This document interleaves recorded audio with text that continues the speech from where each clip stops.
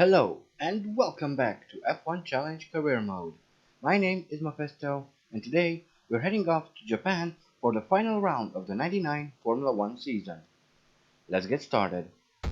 Just before the free practice session begins, let's take a quick look at the Drivers' Championship. Hakkinen is running away with the Drivers' Championship. Coulthard, second. Michael Schumacher, third. We are 4th, Irvine 5th, Hill 6th, Barrichello 7th, Ralf Schumacher 8th, Panis 9th, Fisichella 10th, Villeneuve 11th, Trulli and Genet 12th, Burt 13th, Herbert 14th. Well, that covers the drivers. Let's take a quick look at the constructors next. McLaren lead the Constructors' Championship and arrive here having finished a legendary 1-2 in the last race. Can they do it again? Ferrari are second. Jordan are third. Stewart 4th, Williams 5th, Prost 6th, Benetton 7th, VAR 8th, Minardi 9th. Located approximately 70 kilometers southwest of Nagoya, the exciting Suzuka circuit combines two medium-speed straights with a technical arrangement including a hairpin, as well as fast-sweeping and 90-degree turns. Owned by Honda, Suzuka has a somewhat unique figure-of-8 layout, causing the track to cross over itself.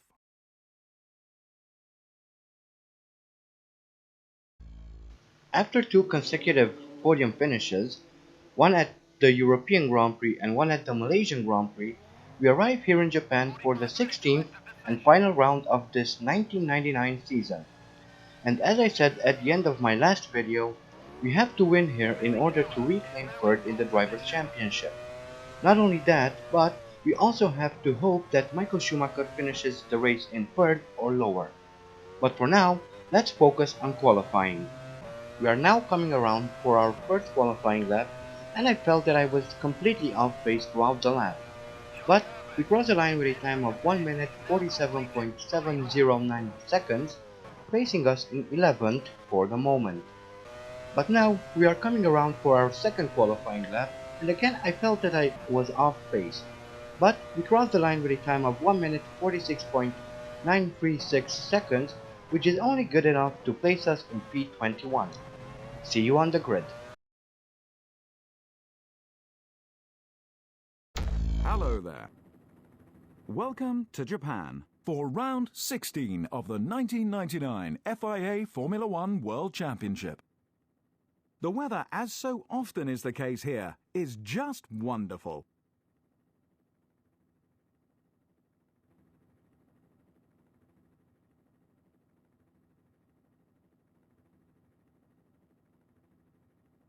Mika Hakkinen, first. David Coulthard, second. Michael Schumacher consistently outpaced his championship rival. He starts third. Eddie Irvine, fourth. Hill was consistently faster than his teammate. He starts fifth. Rubens Barrichello, sixth. Schumacher, seventh. Giancarlo Fisichella, eighth. Johnny Herbert, ninth.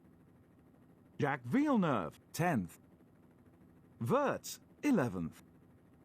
Zanardi, 12th. Jarno Trulli, 13th. Alesi, 14th. Diniz, 15th. Panis, 16th. Ricardo Zonta, 17th. Pedro de la Rosa, 18th. Luca Badoa, 19th. Marc Genet, 20th.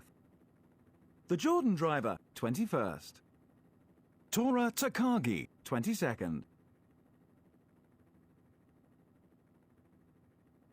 And here we are now on the grid all the way at the back, but we are ready to start off this final round. We will have to push really hard if we are to achieve our objective, but we'll do our best. And we're off. As usual, I start off slow, and Takagi gets in front, but let's see if we can pass him into turn 1, where we take the outside line and get ahead. Next, we pass Janae, but let's see that start once more. As you can see, we are at the very back of the grid, and we start off quite slow, but there was no incident, so that's good.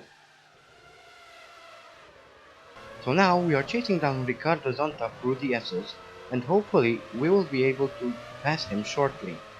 But we also have to keep Marc Genet behind us, and even though he is not a real threat to us, he will be surely waiting for us to make a mistake and take advantage of that, as we almost hit De La Rosa. I really thought that we would be able to gain a few more positions by this point, but as we approach the hairpin, we get around De La Rosa and Ricardo Zonta, which puts us in P19 just behind Luca Badoer. So let's see if we can find a way to get around him as well, which isn't going to be easy since there aren't too many overtaking opportunities on this track. Maybe we can find a way before the chicane at the end of the lap, but in any case, things aren't looking too good for us at the moment, so let's keep pushing because we really need those 10 points. But we are now quickly catching up to Badoer, and maybe we can find a way to pass him through 130R. We are now side by side, just a little more, and we managed to go through just as we reached the turn. Now let's try and keep him behind us, as I lock up the front wheel braking into this very slow chicane. So we are now in P17 and we are now looking at Pedro Diniz, he's about 1.5 seconds ahead. So let's try and catch up, because we really are far behind from where we are supposed to be. This does not look good for us, we are so far behind. I'm beginning to think that a win is going to be impossible today. We are still trying to catch up to Diniz on lap 2, but we go wide and off the track, which will lose us a lot of time. But we manage to get back onto the track, just in front of Badoer. On lap 3, we finally get close enough to Diniz to go for a pass, and we almost hit Panis, but we are now P16. At the end of lap 3, we catch up to Panis, and they brake really late, causing me to go off again and losing even more time. And both Diniz and Zonta get in front, and we are now back down in P18. This is not looking good at all.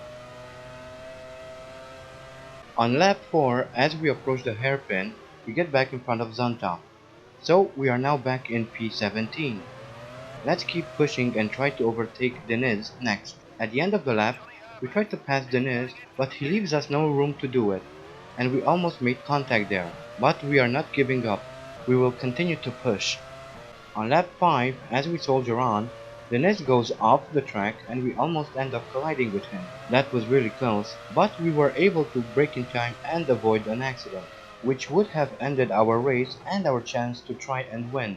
We're now side by side with Diniz, so let's see if we can get on the throttle quicker. We passed Diniz and we are now P14, and Penis is having gearbox problems, so we pass him as well.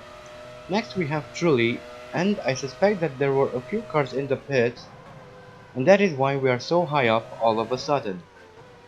But let's keep the pressure on Trulli as we almost touch tires, and we are through, and up into P12. But on lap 6, we need to pit for fuel and tires.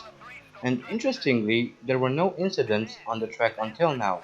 Well, none of any importance anyway, but a few retirements could help us quite a lot at this point.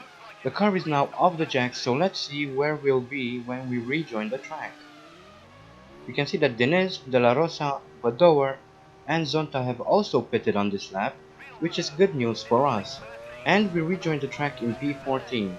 And now, coming around to finish lap 7, there are a few more cars in the pits, and that will help us.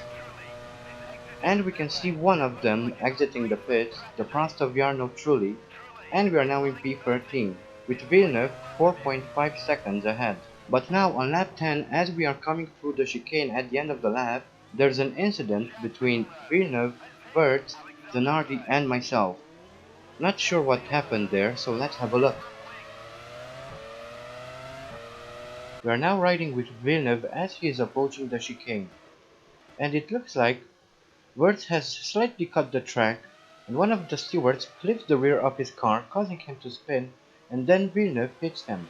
That could have been a lot worse were it on another part of the track. So let's capitalize on the situation and see if we can gain a few more places. And despite Villeneuve having no front wing, he is still going quite fast, but he will have to brake early, so his speed doesn't really bother me. And we are now in P12 in the closing stages of the race. At this point there is no way we can win anymore, but we can still try to gain a few more positions. And we get around Zanardi. Next up is Wirtz. Let's see what we can do about him.